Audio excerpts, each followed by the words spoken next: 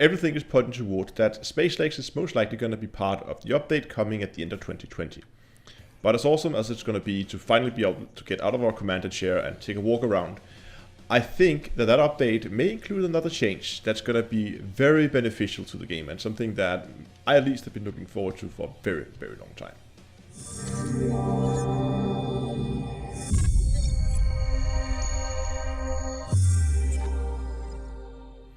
Hello ladies and gentlemen, and welcome back to Elite Dangerous with Down to Earth Astronomy.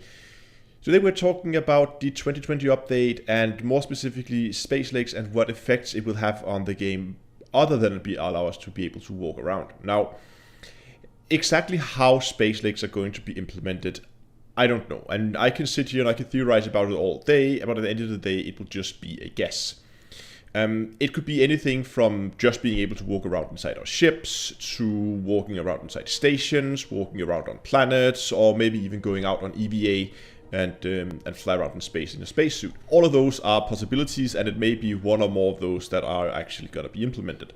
But regardless of what Frontier do, I feel like they have to add some gameplay around it. They did it when they introduced planetary landing, and I have a pretty good idea that they probably will implement some new type of gameplay around it. I don't think they will move any features away from the game as it is now. I mean, I don't think that suddenly, oh, if you want to repair your ship, you have to get out of the chair and run to the other end to restart something. I think all the functionality that we still have from the cockpit, we will still have that after the update. So there's going to be something that they are adding on as an additional thing to the game.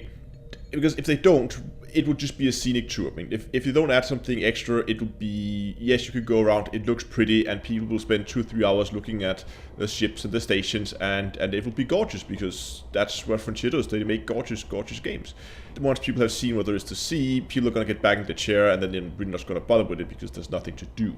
So I'm pretty sure they will implement something. But if we are to be walking around at the stations, they would have to do something to make it feel more alive. We can't just walk around on an empty station. There's supposed to be thousands of people living here.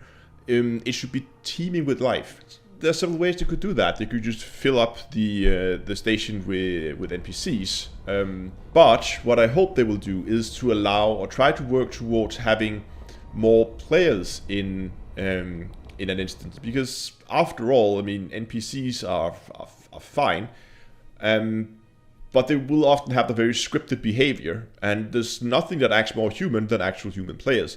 So I hope that Frontier will be working towards a way to allow larger groups of people walking around the station at the same time, so you can get more of these random encounters with other players as you're walking around the station. But of course, with the current way that the networking setup is in Elite Dangerous, that's going to cause some issues. So this is a change that I hope is going to come as a small side effect of SpaceX. I hope that Frontier is going to, maybe not complete rework, but at least try to enhance the networking and the whole multiplayer aspect of the game so it becomes more stable. Of course, if they do that for SpaceX, it would be silly of them not to include that when we're doing it with ships as well, hopefully stabilizing that part of the game. I personally think that this is one of the major things that are holding a game like Elite back. Is you don't get those huge, massive fleets flying around together doing epic stuff in a group. Because if you try to do it, the game is just like a buggy mess. So I really hope that with SpaceX, and as part of trying to make the stations more, or feel more alive, that they're going to implement that part of the code. But why is it that Elite can't handle more than, I mean, if you're pushing over 8 players, it's really beginning to be interesting if you could do anything properly. Why is that? I mean, we have other games like the extreme example being EVE Online that handles thousands of players at the same time without too many issues. Why is that Elite, I mean, is gonna have issues when it tries to handle less than 1% of that? And it basically comes down to, again, the way the networking setup is. You see, what EVE Online does is everything is handled server side. Every like continuity, the order of which things happens is all handled server side. That means if you have 2,000 players, there will be 2,000 players connecting to one central server, and they will send all the requests in for all their commands in for what they have been doing, and the server will then respond, say, and give the client, the game client, information about where other people are and what they're doing. This of course requires some pretty intense server power to handle that many people. But the benefit is that everything is handled on a central server. That means if suddenly two clients get out of sync and they don't something that hits the server at the same time, then you just have one server that needs to agree with itself which order things happen. It can resolve that on its own, and then it send out the information, and you might see a small rubber band here and there where you have a lot of players, but it's not going to be something massive, and you have to have a lot of players before that begins to be becoming an issue. However, what you do in Elite when you drop into an instance is you contact a matchmaking server. That server then tells you which players are in the instance that you're in, and the client will then connect directly to that player. And that's just fine if you're just two players, because two players, well, you have a open connection between the two clients. That's one connection. But if we add a third player, then we're up to 3 connections, and we can add a full wing of 4 players, and we're up to 6 open connections because everybody needs to be connected to everybody else. And you can see how this is really, really quickly going to scale. As we keep adding players, we'll go from 6 to 10 connections, to 15 connections, to 21 connections, to 28 connections for just 8 players. But that's 2 wings. 2 wings, and we already have 28 connections. All these players here needs to agree amongst each other. There's no central server. They need to agree amongst each other what happened in what order. And again, this is okay for smaller numbers of players. That can easily be done. But as you can see, it's not very scalable.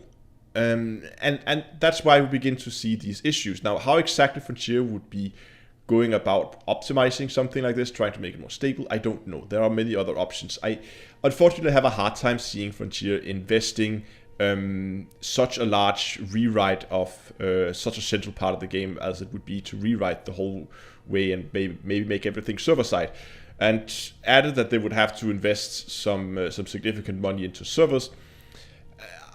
And keeping in mind that Elite is a 4-year-old game, I have a hard time seeing that happen. But at least I hope that it's going to receive some love, so we can hopefully begin to see Elite becoming a more stable multiplayer game. Because right now, as it is right now, it is really a single-player game. Yes, you can play together, but it is a single-player game with very limited multiplayer capabilities.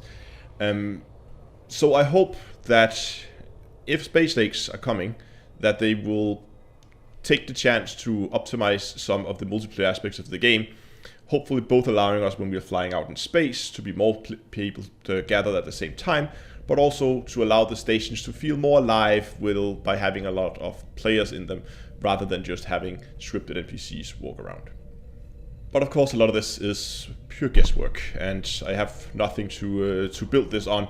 But feel free to drop down in the comment section and let me know what you think of this topic and what changes you would like to see for the 2020 update. But that's going to be it for this time. Remember guys, brand new merch store. Subscribe to the channel if you haven't done already. Give the video a like if you liked it. And until next time, I'll see you guys in space.